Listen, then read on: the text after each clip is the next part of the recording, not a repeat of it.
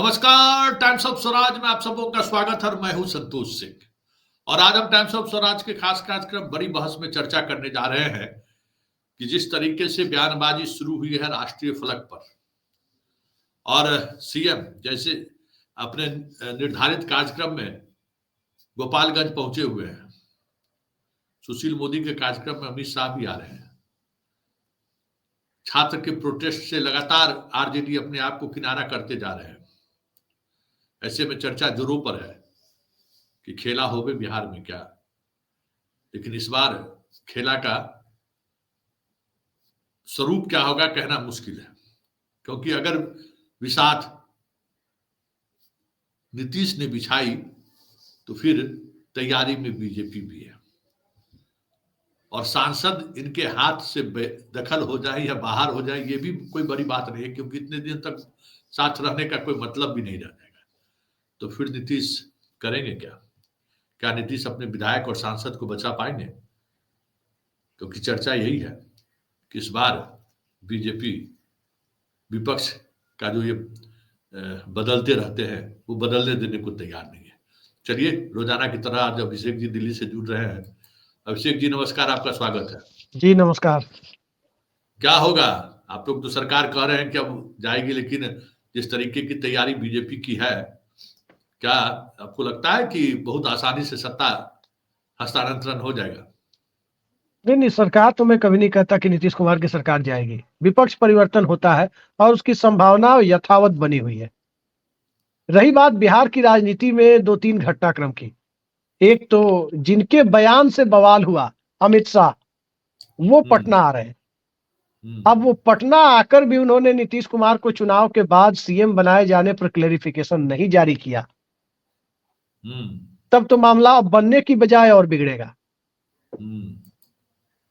लेकिन अगर कर दिया क्लियर कि चुनाव के बाद भी किसी को कितनी भी सीटें आए, जैसे लालू यादव ने कर दिया था 2015 में, बार बार टीवी चैनल वाले पटना में दुकान लगा के बैठे हुए थे, सब पूछ रहे थे कि आपके विधायक ज्यादा हुए तो सीएम कौन बनेगा, तो कहते थे नीतीश।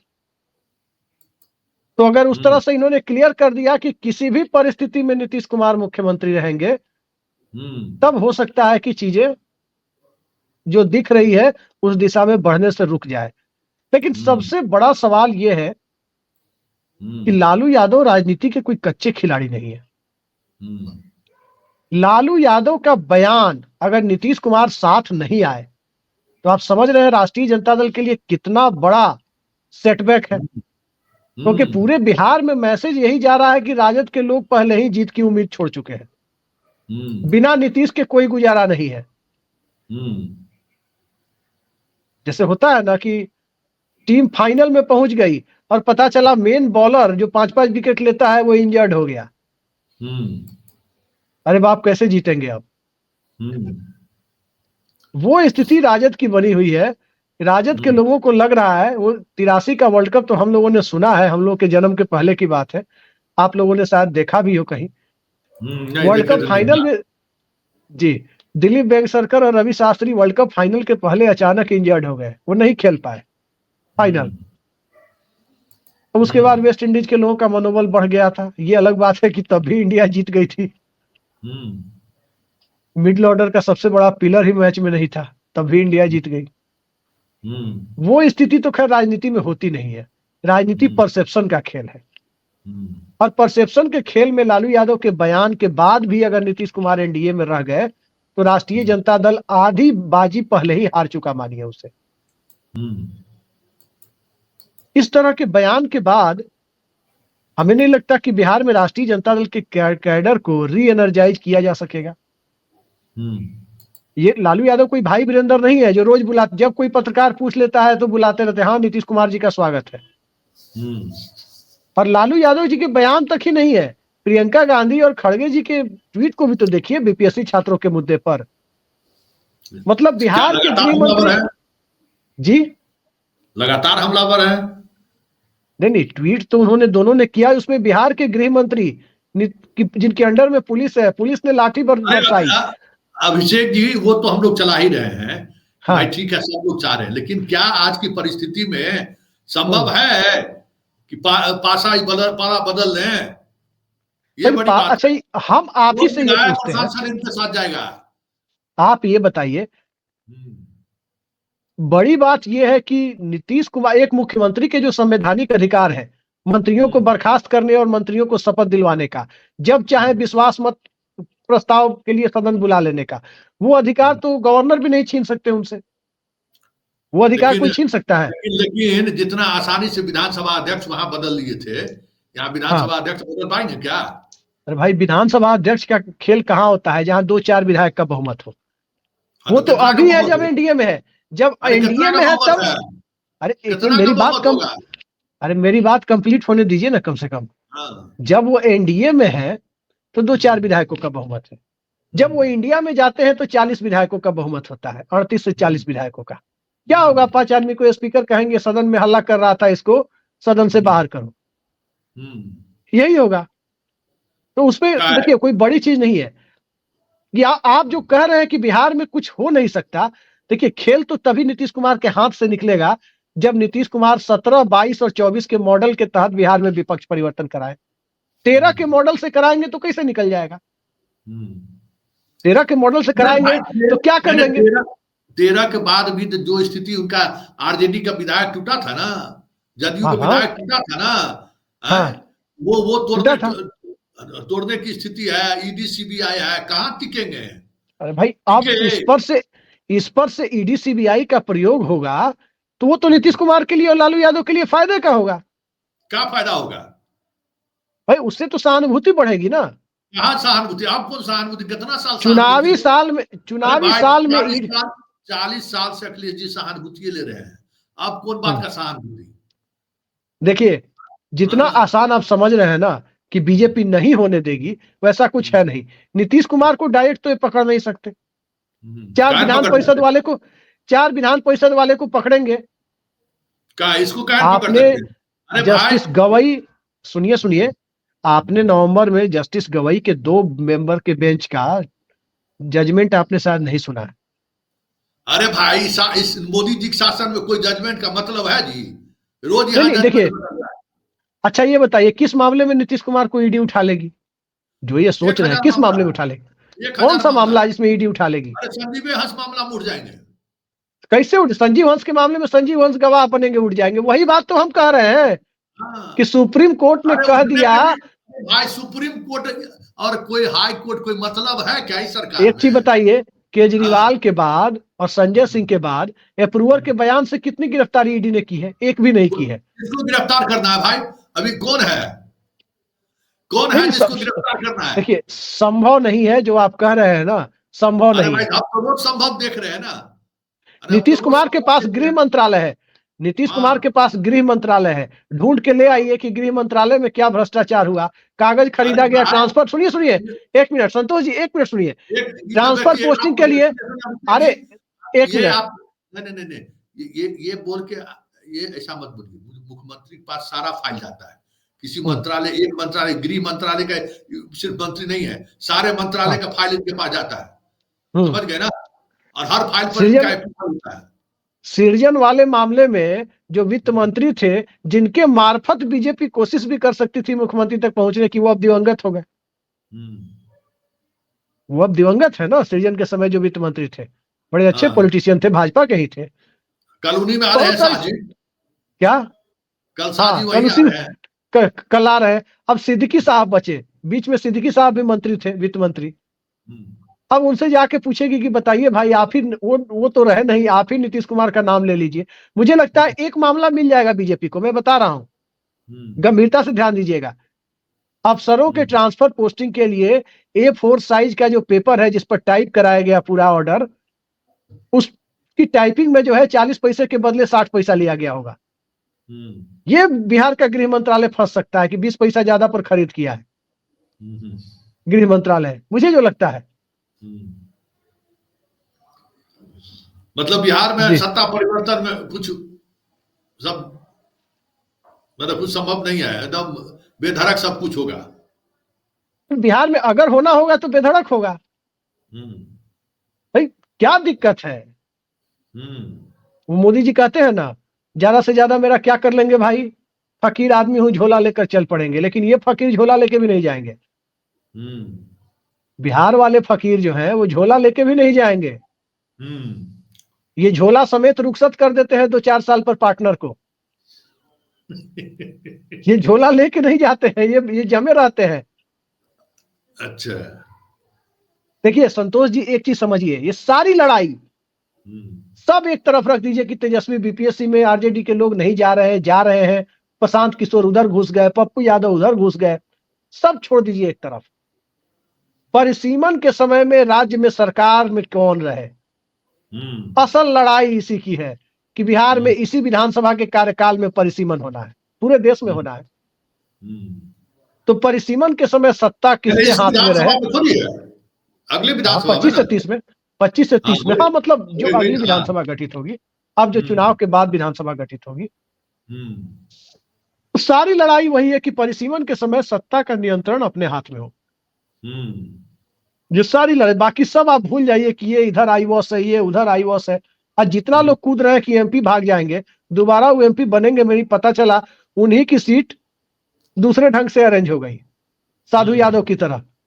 कि कभी है, हमारे यहाँ एक नेता है महेश्वर सिंह, पहले समता पार्टी में थे और महेश्वर सिंह चले गए बाद में लोजपा में, रामविलास पासवान की पार्टी में विधायक दल के नेता भी थे।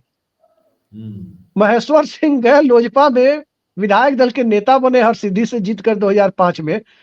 उसके बाद देखिए बिहार में कहते हैं ना ले लोटा, एक कहावत कहते हैं ना लोग, ले लोटा। 2006-7 में जो परिसीमन की प्रक्रिया आगे बढ़ी उसमें उनकी सीट हो गई रिजर्व। अब घूमते रहिए राजनीति में, घूमते रहिए, कभी केसरिया तो कभी कहीं और, तो कभी कहीं और से टिकट मांगते रहिए। तो इस चीज को ध्यान रखिएगा कि बिहार में ललन सिंह, आज इतना लोग कह रहे हैं भाजपा के पक्ष में झुके हुए हैं, ललन सिंह के मन मुताबिक सीट बताइए, बख्तियारपुर के पास से लेकर भागलपुर के पास तक लंबे लंबे दियारा बेल्ट में एक सीट बना करके एक एक गाड़ी पर चलिए तो बस एक एक गाड़ी पर एक छोर से दूसरे छोर तक पहुंचे। कहा गया था कि एक जिला का जो है सो कॉन्स्टिट्यूएंसी होगा, और इनका कितना जिला का कॉन्स्टिट्यूएंसी हो गया जरा देखिए। वो ललन सिंह के साथ दोस्ती नीतीश कुमार ने निभाई कि अपनी बाढ़ कॉन्स्टिट्यूएंसी को अबेंडन कर दिया और उनके मन मुताबिक कॉन्स्टिट्यूएंसी बना के दी। अब दोबारा पता चला कि वो सीट ही खत्म हो गई। उसमें जो भूमिहार डोमिनेटेड इलाके रहे उसमें कुछ दलित डोमिनेटेड इलाके मिला करके परसेंटेज बढ़ा दिया, दलित वोटों का रिजर्व कर दिया। उसके बाद कहां जाएंगे ललन सिंह, कहां जाएंगे बताइए? ये देखिए, ये नीतीश कुमार है, जान लीजिए। जहां लोग नहीं समझ रहे हैं नीतीश कुमार को, नीतीश कुमार बहुत करीने से काटते हैं किसी को। ये अलग बात है कि सबका दांव कभी ना कभी फेल होता है। वही बात मैं कह रहा हूं, वही बात कह रहा हूं कि बचेंगे तभी तो काटेंगे। अभी तो स्थिति यह है कि उनके कंधे पर लालू यादव भी बचना चाहते हैं, उनके कंधे पर लालू यादव भी बचना चाहते हैं।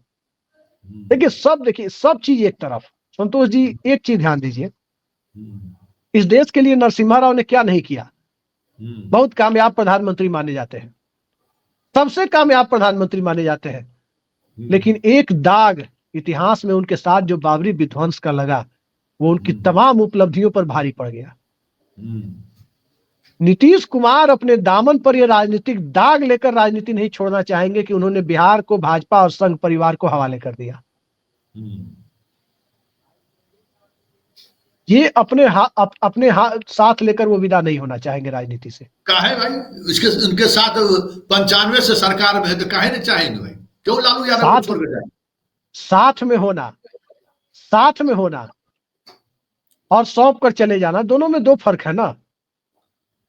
अभी तक तो यही आरोप झेलते हैं ना कि जितने इनके पीए थे सबको पार्टी का मालिक बना दिए थे।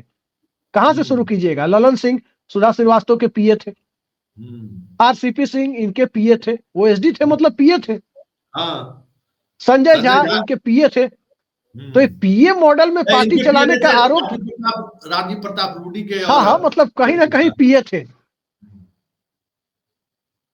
तो ये पीए मॉडल में पार्टी चला करके तो ये दुर्दशा उन्होंने करा दी जनता दल यूनाइटेड और समता पार्टी की। कहां बिहार के गांव गांव में इस पार्टी का फुटप्रिंट था। आज इस पार्टी का फुटप्रिंट क्या है? नीतीश कुमार का वो कटआउट लगा देना है, वही फुटप्रिंट है कि देख लो भाई यही पार्टी है तिरछा। रखा क्या है भाई? तब नीतीश में रखा क्या है? क्यों इतना परेशानी है? अब क्यों इतना परेशानी है वो तो भाजपा भी समझ रही है। परेशानी नहीं होती तो भाजपा काहे मुख्यमंत्री बनाती, परेशानी नहीं होती तो लालू जी क्यों इनविटेशन देते। भाजपा तो यही चाह रही है ना कि इनका चेहरा इस्तेमाल करके वोट ले लो, और फिर उसके बाद जब काम निकल जाए तो फिर इनको दूध की मक्खी की तरह निकाल करके फेंक दो। मतलब अच्छा एक चीज बताइए अभिषेक जी, जो महाराष्ट्र मॉडल रहा, इस मॉडल की वजह से चर्चा है कि बिहार में क्या ये नीतीश कुमार को बेदखल करना सत्ता से, या फिर नीतीश कुमार को दरकिनार करना, क्या बीजेपी के लिए संभव है? देखिए, नीतीश कुमार के लिए जो समय है वो यही 2-3 महीना है कि इसमें वो बीजेपी से एक्सेप्ट करवा ले कि चुनाव के बाद नीतीश कुमार ही मुख्यमंत्री होंगे। अच्छा मान लीजिए एक्सेप्ट कर लिया और उसके बाद नहीं माना तो क्या कर लीजिएगा? तो उसके बाद अगर नहीं माना तब तो एक अलग बात है। तो तब कोई नई बात थोड़ी है। अच्छा, बीजेपी देखिए नंबर ऑफ सीट्स, एक मिनट जो अब कमिटमेंट किया है बीजेपी, आज तक कभी उसका पालन किया है क्या? देखिए एक चीज आपको बताते हैं, हम लोग तो 90s में होश संभालने वाले बच्चे हैं, आप लोग 80s वाले हैं।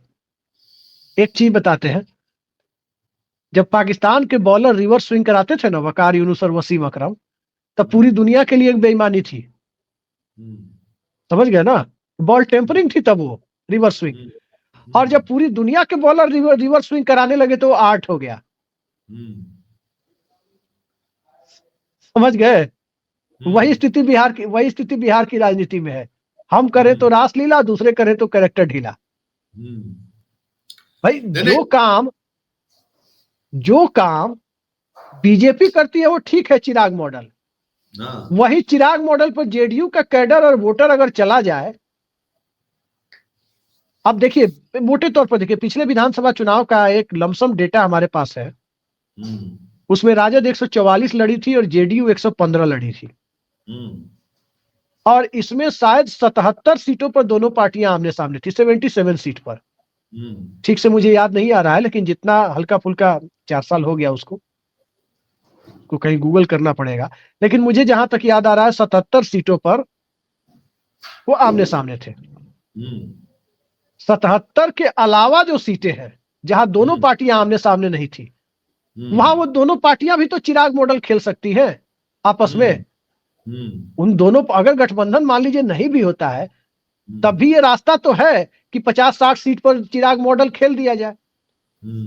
दोनों के कैडर जमीन पर एक के साथ, हम लोग देखते हैं अपने गांव में, मोहल्ले में, शहर में भी, एक के साथ एक दुकान पर चाय पियेंगे, बड़ा दोस्ती के साथ रहते हैं। भाजपा वाले से कटे कटे रहते हैं सब, बाकी राजद जदयू वाले जमीन पर बड़ा एक दूसरे के साथ घुले मिले रहते हैं। सब जनता दल वाले ही है ना, एक ही वृक्ष की 2 शाखाएं हैं।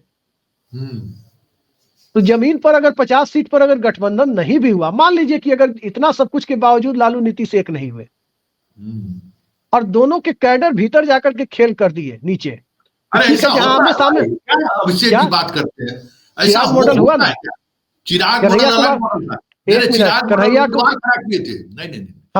कन्हैया कुमार के खिलाफ, सुनिए, आपका तो इलाका है, यादवों का पूरा वोट क्या तनवीर हसन को मिला था क्या 2019 में?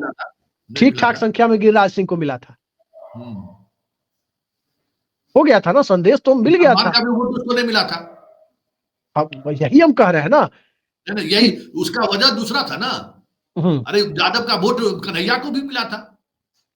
नहीं, तेजस्वी विरोध कर रहे थे, तेजस्वी जब विरोध कर रहे थे कन्हैया का, तो यादवों के वोटों का एक ठीक ठाक हिस्सा गिरिराज सिंह के पक्ष में भी गया था, और ठीक ठाक हिस्सा कन्हैया के साथ भी था, ऐसा नहीं है। मानते हैं कि कन्हैया के साथ था, लेकिन एकजुटता होती अगर एमवाई की तो कन्हैया हार जाता क्या? नहीं हारता। एमवाई क्या है, 4 लाख 4.25 लाख से हारता, मुसलमान ही नहीं था उसके साथ।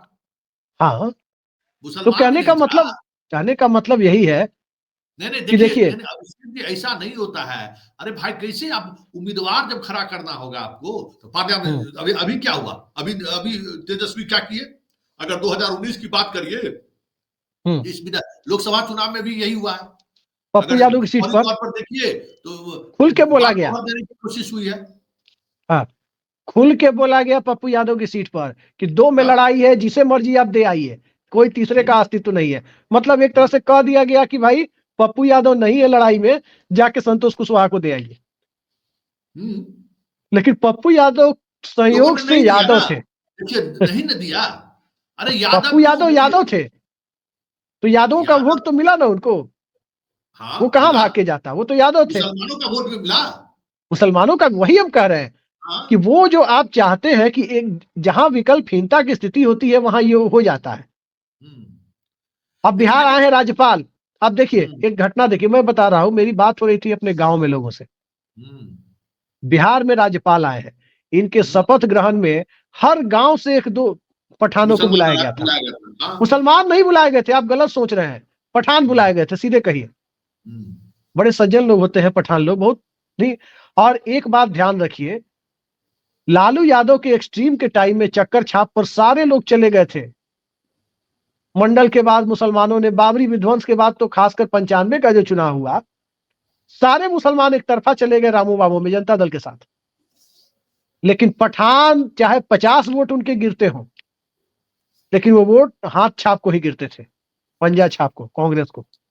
आज भी कांग्रेस पार्टी के साथ पठानों का एफिलिएशन टूटा नहीं है। अब ये जो राजनीति हो रही है कि मुसलमानों के एग्रेशन को कम कर दिया जाए, ये यूपी वाली राजनीति बिहार में नहीं चलती है। पहली बात, यहां मुसलमान एग्रेसिव होते ही नहीं है तो कम क्या करेंगे। यहां मुसलमानों का बड़ा हिस्सा तो जेडीयू को भी वोट देता है। भाई जहां कमल छाप होगा, हालांकि 2010 में मैंने खुद देखा है कि बीजेपी को कमल चुनाव चिन्ह पर मुसलमानों को वोट देते हुए, वो था 2010 में एक अलग अरे माहौल। 20 में भी देखे हैं हम भाई, 20 में भी देखे हैं, दरभंगा में मुसलमान लोग वोट किया है। अब नहीं हो पाएगा। अब देखिए मुसलमानों का वोट भाजपा को नहीं मिलेगा, जेडीयू को मिल जाएगा, लेकिन बीजेपी अरे को 20 नहीं और मिलेगा। 25 में कितना फर्क है? जी। 20 और 25 में कितना फर्क है? 20 में, 20 की विधानसभा में देखे हैं, वह हम्म उसने मुसलमानों ने वोट किया है। हम्म हाँ लेकिन देखिए। देखिए अभिषेक जी, वो बात नहीं है जिस बात पर हम हम्म बार बार कहते हैं हम्म भाई कि दोनों सेटिंग कर देगा, तो दोनों एक दूसरे को जिता देगा। अरे ऐसा राजनीति में थोड़ी होता है। पब्लिक बेवकूफ है क्या?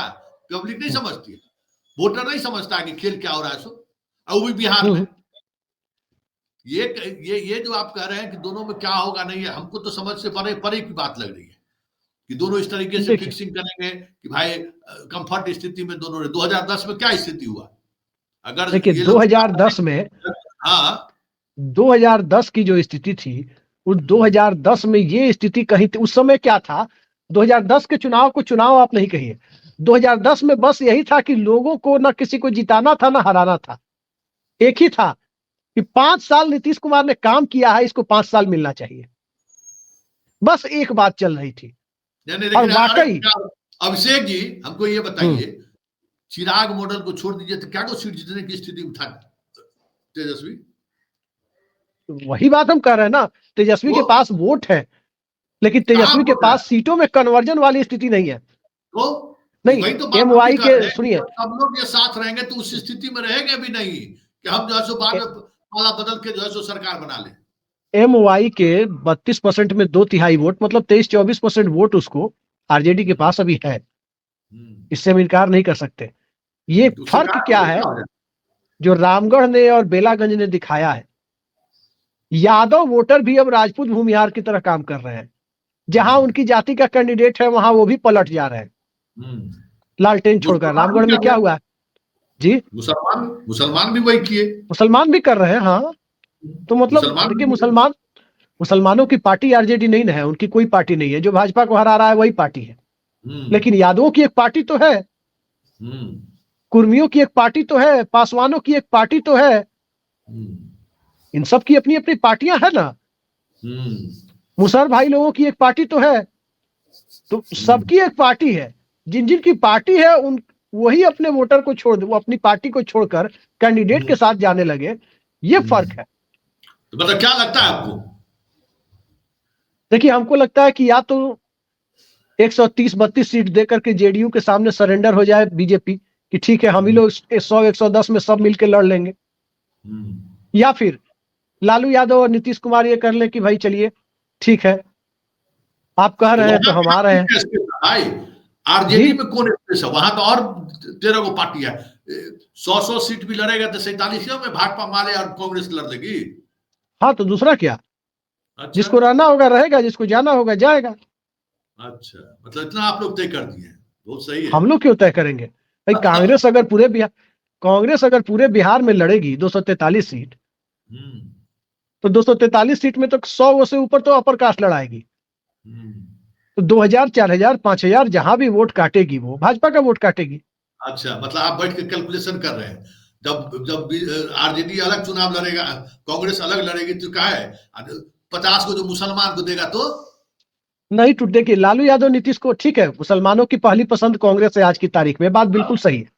हारेगा ना। लेकिन ये बात भी सही है कि लालू यादव और नीतीश कुमार अगर एक हो गए, चेहरा नीतीश कुमार का लग गया, तो फिर मुसलमान दाएं बाएं नहीं देखेगा। अच्छा, चलिए, मतलब इस हद ये तक स्थिति आप है। लोग कैलकुलेशन बैठा लिए। चलिए ठीक है, बहुत बहुत धन्यवाद। मतलब धन्यवाद।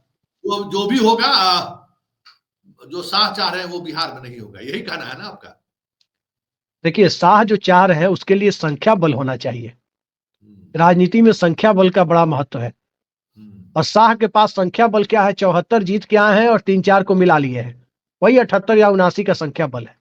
हम्म। बहुमत के बाकी आंकड़े से तकरीबन 44 सीटें दूर है। 44 सीटें कम। अब चलिए, 44 बहुत की बहुत सीटें दूर है वो। अब जब वो 44 सीट दूर है तो करेंगे क्या? यहाँ इंडिया गठबंधन तो 112 या 115 पर है, वो तो 10 सीट दूर है। हम्म, 10 विधायक तो कम से कम जेडीयू में नीतीश का लॉयल होगा। आप कह रहे हैं जेडीयू टूट जाएगी, 10 तो लॉयल होगा ना, हाँ, उसी सरकार बन जाएगी। उसी से सरकार बन जाएगी। चलिए, बहुत बहुत धन्यवाद अभिषेक जी। चलिए, हमारे साथ ही अभिषेक जी थे, और बात कहते हैं ना, बात निकली है तो दूर तलक जाएगी। जिस तरीके से अमित शाह ने एक चैनल के कार्यक्रम में उन्होंने ये क्या कह दिया कि मुख्यमंत्री हमारी पार्लियामेंट्री कमेटी तय करेगी, पूरी बिहार की सियासत बदल गई। और अब चर्चा इसी बात को लेकर हो रही है कि नीतीश कब विपक्ष बदलने वाले हैं। लेकिन बड़ी बात यह है, विपक्ष के इस बदलाव का जो खेल नीतीश 2013 से खेल रहे हैं, क्या इस बार भी वो खेल पाएंगे? क्या आज उस स्थिति में नीतीश हैं? ये देखने वाली बात होगी, क्योंकि कहा जा रहा है कि बीजेपी भी इस बार कमर कस लिया। राज्यपाल के अपॉइंटमेंट से लेके चीफ सेक्रेटरी और डीजी के अपॉइंटमेंट, डीजीपी के अपॉइंटमेंट से लेके अधिकारियों के अपॉइंटमेंट से लेके जिस तरीके से उन्होंने बिसात बिछाई है, बीजेपी भी इस बार बहुत आसानी से हार मानने वाली नहीं। लेकिन बहुमत का आंकड़ा इतना बड़ा है, ऐसे में बहुत सारी चीजें बीजेपी के हाथ में भी फिलहाल होता हुआ दिख नहीं रहा है।